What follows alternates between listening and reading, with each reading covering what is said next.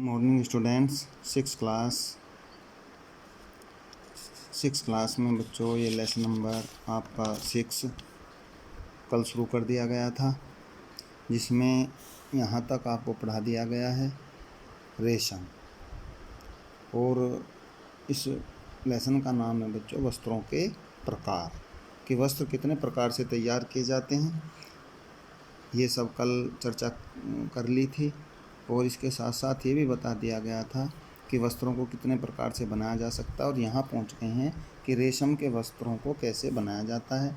ये आप सभी जानते हैं, रेशम एक बहुत महंगा जो है, रेशम के जो रेशे होते हैं, धागे होते हैं, बहुत कॉस्टली होते हैं। हर व्यक्ति इसको यूज़ नहीं कर सकता, क्योंकि ये इतना कॉस्टली होता है, इतना महंगा होता है। इसके स्थान पर जो रेशम के आर्टिफिशियल रेशे फाइबर्स बनता है, उसको तैयार किया जाता है।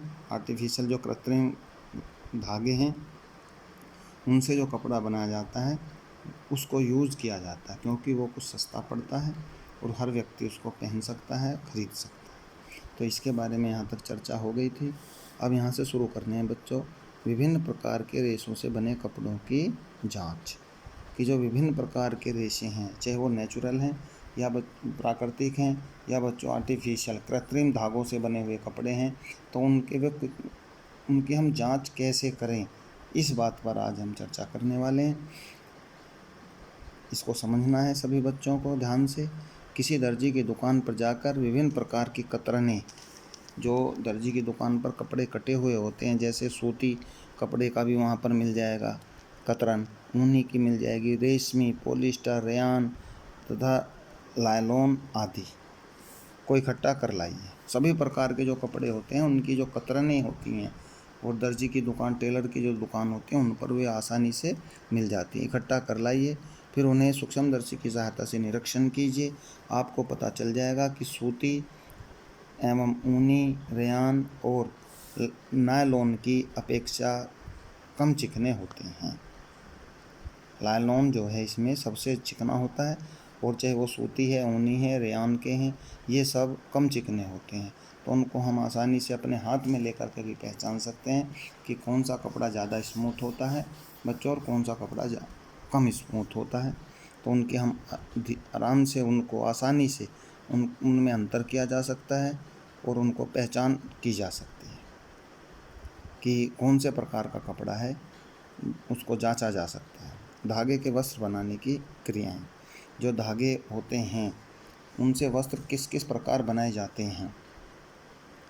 धागे से वस्त्र बनाने की अनेक क्रियाएं हैं, ठीक है बच्चों, परंतु हम आपको यहाँ पर 2 विधियों के बारे में जानकारी दे रहे हैं। वैसे तो अनेकों विधियाँ होती हैं, कई प्रकार से धागों से कपड़े बनाए जाते हैं, किंतु यहाँ पर आपको सिर्फ 2 ही प्रकार से बताया जाएगा। जैसे बुनाई, नंबर 1 क्या है बच्चों? बुनाई। इस विधि में धागों के 2 सेटों को लेते हैं, जो एक दूसरे में आपस में बिंधते चले जाते हैं। इस बिंधने की क्रिया को हम निम्नलिखित प्रकार भी दर्शा सकते हैं। आपने ऊनी वस्त्रों की बुनाई देखी होगी, आपके घरों में भी जो है करते रहते हैं। उसमें 2 धागे विपरीत स्थिति में आगे बढ़ाए जाते हैं, उनको बुनते हुए आगे चलते हैं। तो उनको हम कैसे दर्शाते हैं? आप 2 रंग के लाल व पीले धागे लीजिए, ठीक है, ऊनी। लाल धागों को लंबवत कीजिए और पीले धागों को चित्र के अनुसार पिरोइए। इस प्रकार आप देखेंगे कि वस्त्र तैयार हो जाता है।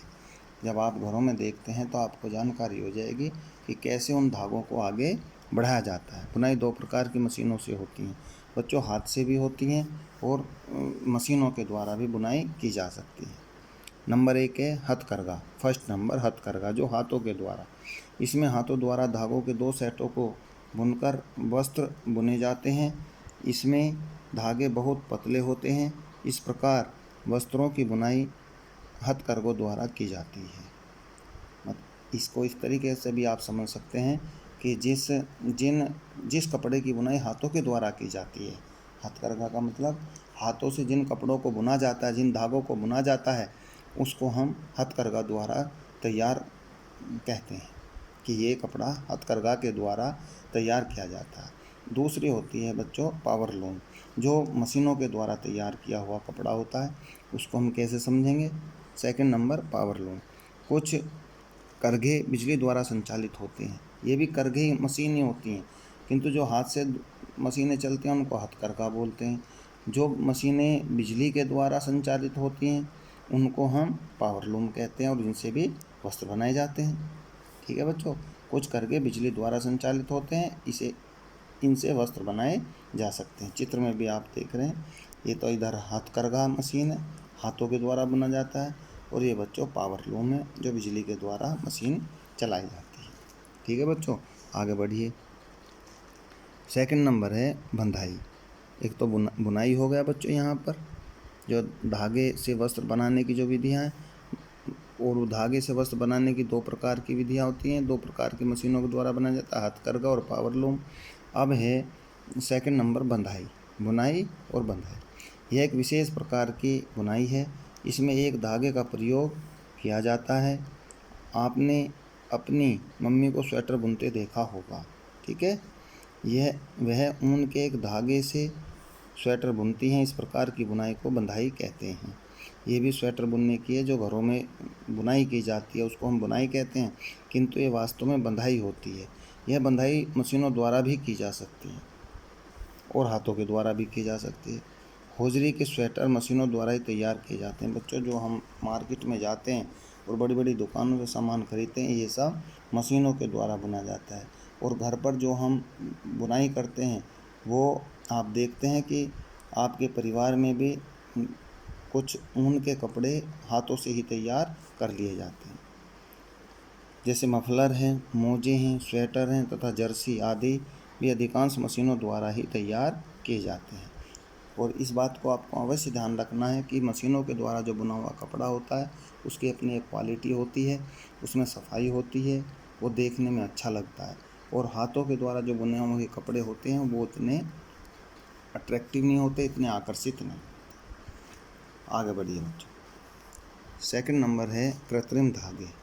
पहले ये प्राकृतिक धागों के बारे में हम चर्चा कर रहे थे, अब है ये बच्चों कृत्रिम धागे। और कृत्रिम धागों का मतलब होता है जो प्रकृति से प्राप्त होने वाले धागे हैं, चाहे वो कपास से होता हो, ऊन से प्राप्त होता हो, तो जो प्रकृति से प्राप्त होते हैं उनको प्राकृतिक धागे कहते हैं, नेचुरल फाइबर।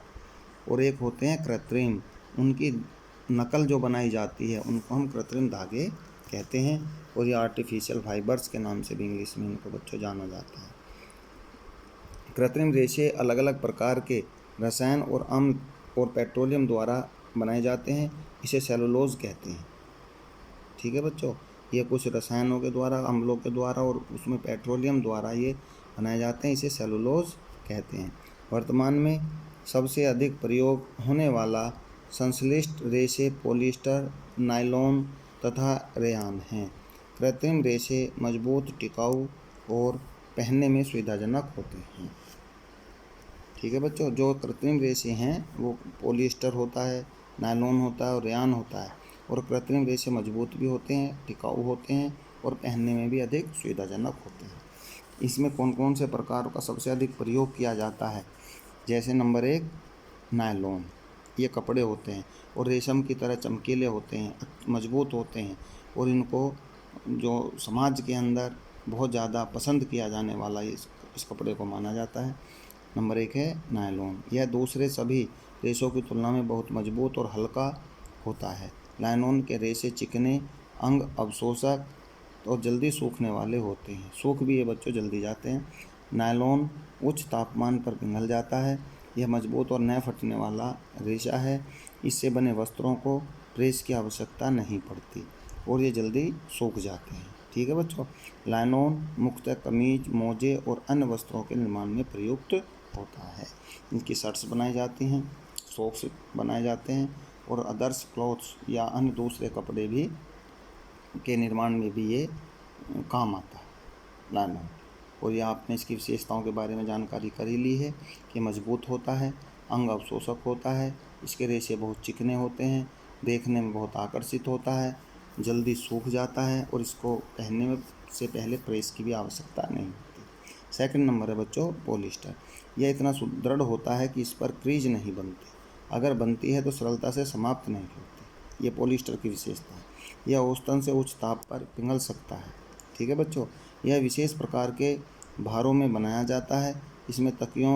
जिनमें तकियों में प्रयोग होने वाले फाइबर, मेल और घरेलू सामग्री शामिल हैं।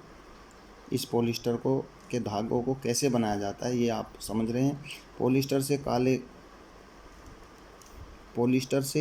काले धागे दृढ़, अलौकिक रूप से पहने जाने वाले होते हैं। ठीक है, बहुत अधिक पसंद करने वाला कपड़ा होता है तथा घरेलू सिलाई और निर्मित सिलाई में विस्तृत रूप से प्रयोग होते हैं। घरों में भी सिल करके इसके कपड़े पहने जाते हैं और बच्चों इसको जो है अधिक मात्रा में सिलाई के द्वारा भी इसके कपड़ों को बनवा करके पहना जाता है। ये लेसन बच्चों आपका कंप्लीट हो गया है। इसमें आपने क्या सीखा है, एक बार ये फिर इसका रिवीजन पूरे लेसन का आपका हो जाएगा। फाइबर्स, तंतु जिसको इंग्लिश बोलते हैं, हिंदी में बोलते हैं, कृत्रिम और प्राकृतिक दो प्रकार के होते हैं, आर्टिफिशियल और natural fibres. Second number, nylon, rayon, terylene और पॉलिस्टर कृत्रिम तंतु हैं। जो आर्टिफिशियल फाइबर है जिनका कपड़ा बनाया जाता है, आर्टिफिशियल लाइनोन है, रेयान है, टेरिलिन है एवं पॉलिस्टर। तंतुओं को घुमाकर धागे बनाने की प्रक्रिया को कातना कहते हैं। जो फाइबर्स होते हैं उनको घुमाकर जो धागे बनाने की जो क्रिया होती है उसको कातना कहते हैं। आप भी अपने घर पर इसके बारे में जानकारी कर सकते हैं। सभी के यहाँ पर एक मशीन होती है चरखा, जिससे इसको बनाया जाता है, धागे बनाए जाते हैं। सूती और ऊनी तंतु खुरदरे होते हैं। ठीक है बच्चों, रेशमी, रेयान और पॉलिस्टर मुलायम होते हैं, ये बहुत मुलायम होते हैं।